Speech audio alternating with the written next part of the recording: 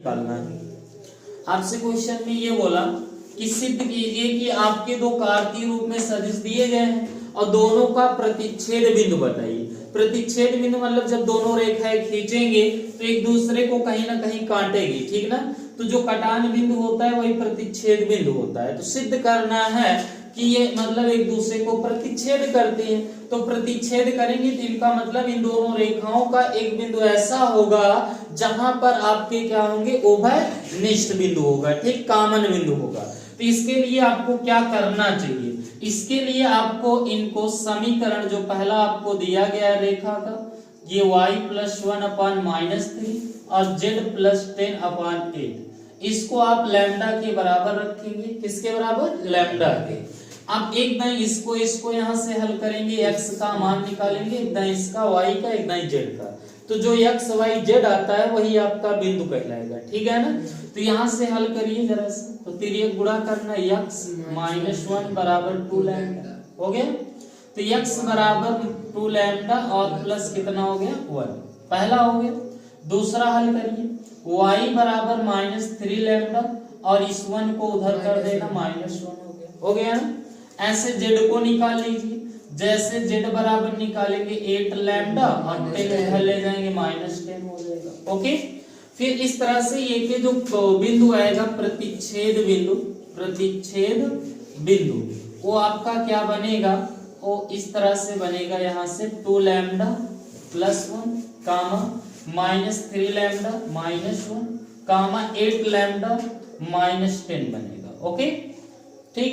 फिर आगे इसी प्रकार से आप लेंगे अगला समीकरण, x-4/1 बराबर y+3 बटे -4 बराबर z+1 अपान कितना है, 7 है। ओके, अब इस तरह से इसको आप म्यू बराबर या t बराबर कोई भी एक अचर राशि मान सकते हैं, ठीक है ना।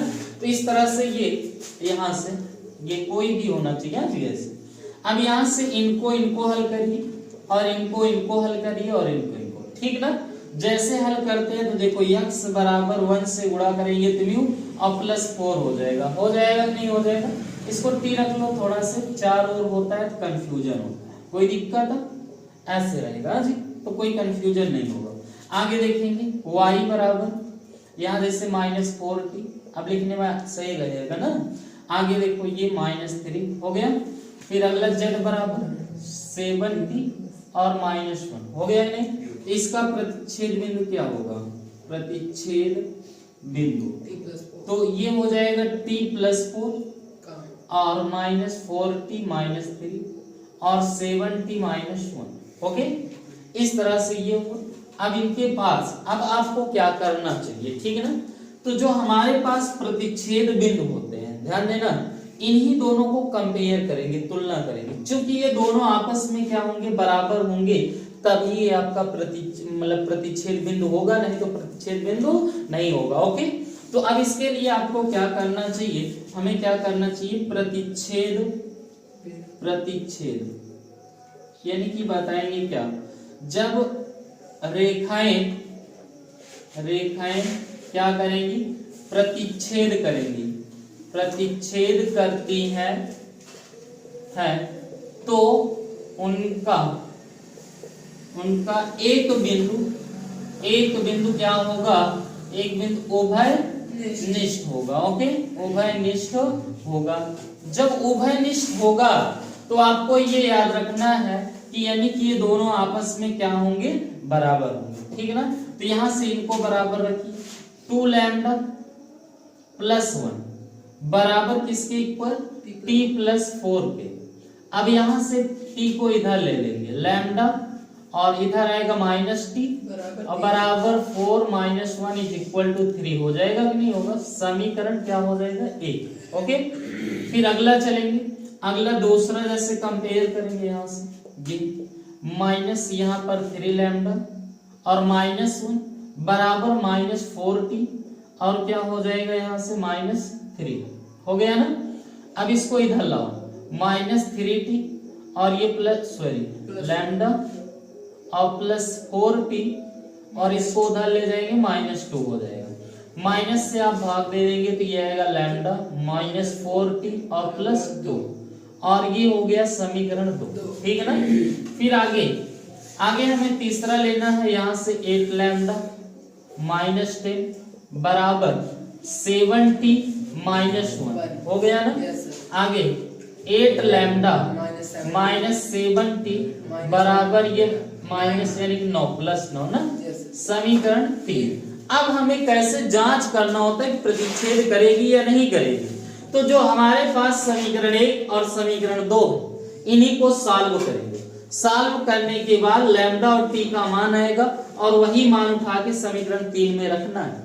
जब रखेंगे अगर इक्वल आ गया तो जान लेना कि यह प्रतिच्छेद बिंदु है, वो अगर इक्वल नहीं है जान लेना प्रतिच्छेद बिंदु नहीं है। तो इसके लिए आपको क्या करना चाहिए, हाँ चाहे जो ले लीजिए, किसी दो को हल करिए, ठीक ना, किसी दो को हल करिए और तीसरा मतलब फिर 2 ही हल करेंगे, एक ही बचा रहेगा, ठीक ना।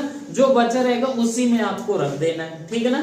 तो चलते हैं रख के देखते हैं, पहले हल करते हैं किसको, समीकरण 1 और 2 को हल करने पर। ओके, जैसे हल करेंगे देखो क्या आएगा। तो यहां से आएगा ये अगला है 2 लैम्डा, इसमें देखो 2 से मल्टीप्लाई कर देंगे, है कि नहीं।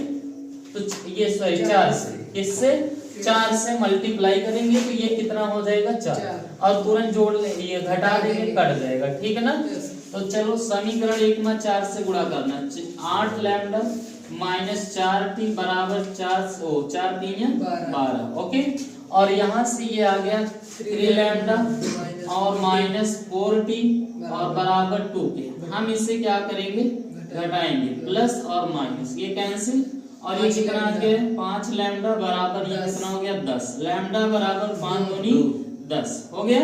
अब लैम्डा का मान समीकरण 1 में रख लेंगे, लैम्डा का मान समीकरण किस में रखेंगे, 1 में रखने पर। जैसे 1 में रखेंगे तो क्या आएगा, तो यहाँ आ जाएगा आपका 2 और गुणे ये 2 और प्लस माइनस टी बराबर कितना हो गया 3 2 दूनी 4 और 4 उधर ले जाइए माइनस 4 और माइनस टी बराबर माइनस 1 कैंसिल हुआ, टी बराबर कितना हो गया।